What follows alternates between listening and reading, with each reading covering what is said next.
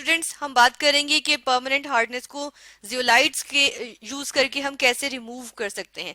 उसमें हम ये देखते हैं कि हमारे पास परमानेंट हार्डनेस जो है वो किस तरह से आती है कि हार्ड वाटर जो होता है, हमारे पास जो हार्ड वाटर होता है वो किस तरह से आता है कि हमारे पास वाटर में अगर मैग्नीशियम के और कैल्शियम के आयंस आ जाएं, ठीक है, डिजोल्व फॉर्म में। इन और परमानेंट हार्डनेस के लिए क्या कौन से आयंस में, कैल्शियम और मैग्नीशियम के, सल्फेट और क्लोराइड्स, ठीक है, सल्फेट और क्लोराइड्स अगर ऐड हो जाएं वाटर में तो हमारे पास वाटर हार्ड हो जाता है। और वो परमानेंट हार्डनेस कहलाती है जिसमें हमारे पास सल्फेट्स या क्लोराइड्स हो, कैल्शियम और मैग्नीशियम के। परमानेंट हार्डनेस को रिमूव करने के दो तरीके हैं। एक तो ये कि हम जो है वो इसके अंदर जो है वो सोडियम कार्बोनेट या वॉशिंग सोडा जो है वो ऐड करते हैं, ठीक है। दूसरा जो इसके अंदर हमारे पास एक आ जाता है एक प्रोसीजर, वो कहलाता है परम्यूटेड प्रोसेस। इसको हम कहते हैं परम्यूटेड प्रोसेस, ठीक है, परम्यूटेड प्रोसेस।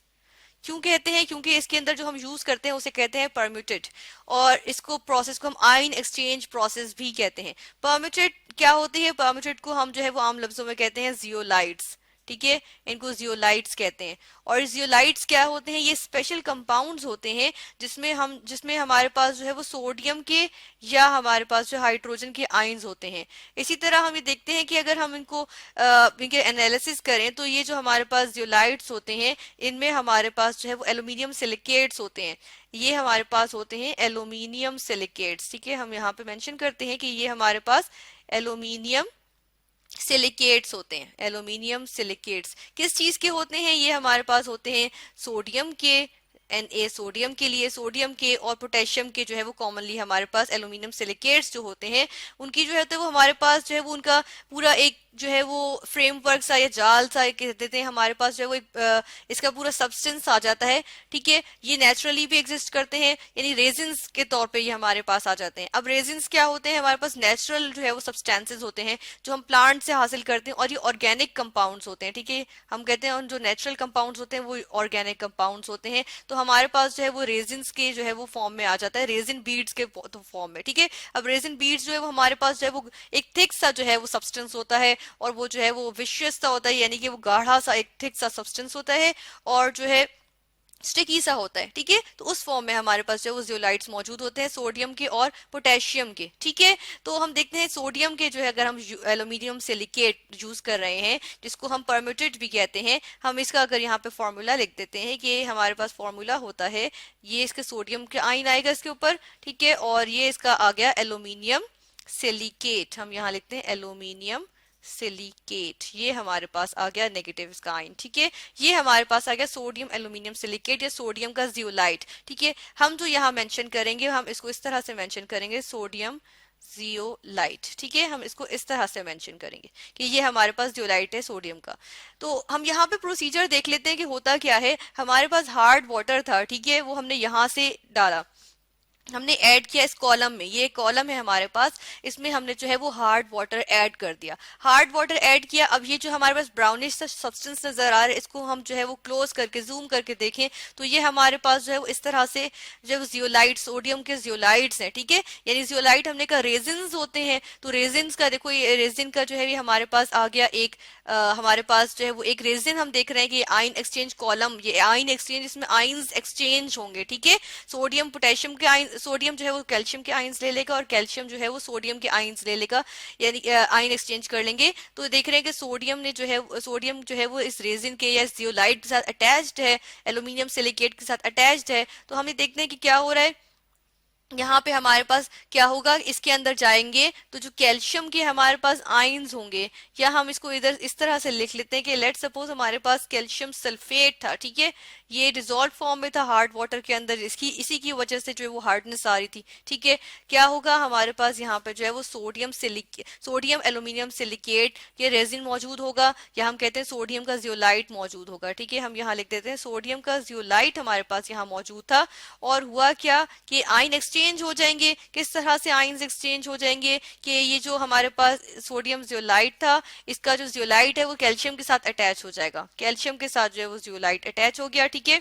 और एक उन्होंने एक इनसॉल्युबल सी एक जो है वो प्रोडक्ट बना ली। और दूसरी चीज हमारे पास जो बनेगी वो क्या बनेगा, वो हमारे पास आ गया सोडियम का सल्फेट, ठीक है, ये हमारे पास आ गया। इसको हम लिख लेते हैं इस तरह से, क्योंकि कैल्शियम की जो वैलेंसी है वो 2 होती है। तो ये हमारे पास इस तरह से आता है, ठीक है। ये हमारे पास जो है कैल्शियम का जियोलाइट बन गया, जिसको हम कहते हैं कि ये क्या होता है, ये इनसॉल्युबल होता है, ये हम कह देते हैं कि ये इनसॉल्युबल है, ठीक है, वाटर में इनसॉल्युबल होता है। और हमारे पास सोडियम सल्फेट बनता है जो हमारे पास एक्वस फॉर्म में होता है, और हम ये कहते हैं कि जो सोडियम सल्फेट बनता है ये वाटर में डिसॉल्व होता है, और सोडियम आयंस जो है वो हार्डनेस कॉज नहीं करते, वो सॉफ्ट बना देते हैं वाटर को। तो हम देख रहे हैं ये जो कॉलम है हमारे पास, जो लंबा सा कॉलम आ रहा है हमारे पास, इसके अंदर क्या हो रहा है, इसके अंदर आयंस जो है वो एक्सचेंज हो गए हैं। कैल्शियम ने क्या किया, जियोलाइट के आयंस ले लिए, और सोडियम ने जो है वो सल्फेट के आयंस कैल्शियम से ले लिए, ठीक है। तो हमारे पास क्या आ गया, हमारे पास इसमें जो है वो इनसॉल्युबल कैल्शियम जियोलाइट, ये हमारे पास देख रहे हैं कि कैल्शियम जियोलाइट बन गया, ठीक है।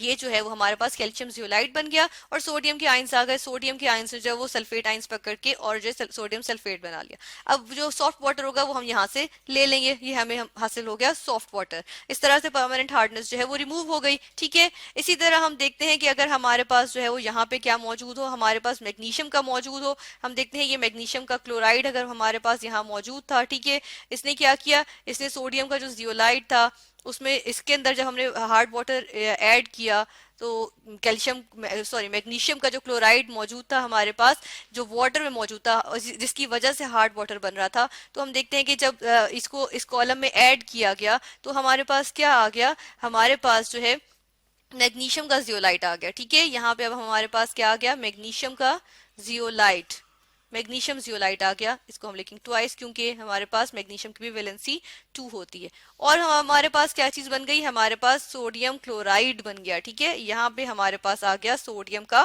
Chloride, sodium chloride. अब सोडियम क्लोराइड के वाटर में मौजूद होने से वाटर जो है वो हार्ड नहीं होगा, तो हम देखते हैं कि हमारे पास अब सॉफ्ट वाटर आ गया, और जो है वो हार्डनेस जो कॉज कर रहे थे यानी कैल्शियम और मैग्नीशियम आयंस, ये रिमूव हो गए। तो हमारे पास क्या चीज बच गई, हमारे पास सॉफ्ट वाटर बच गया, ठीक है।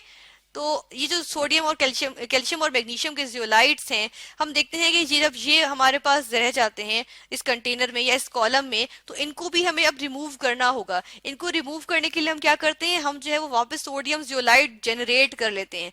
ये सोडियम जियोलाइट हम कैसे जनरेट करते हैं, हम इसी सिस्टम में जो है वो ऐड करते हैं जहां पर हमारे पास कैल्शियम का जियोलाइट अब मौजूद है, ठीक है। कैल्शियम का या मैग्नीशियम का, हम यहाँ कैल्शियम की बात कर लेते हैं कि कैल्शियम का जियोलाइट हमारे पास मौजूद है यहाँ पे, ठीक है।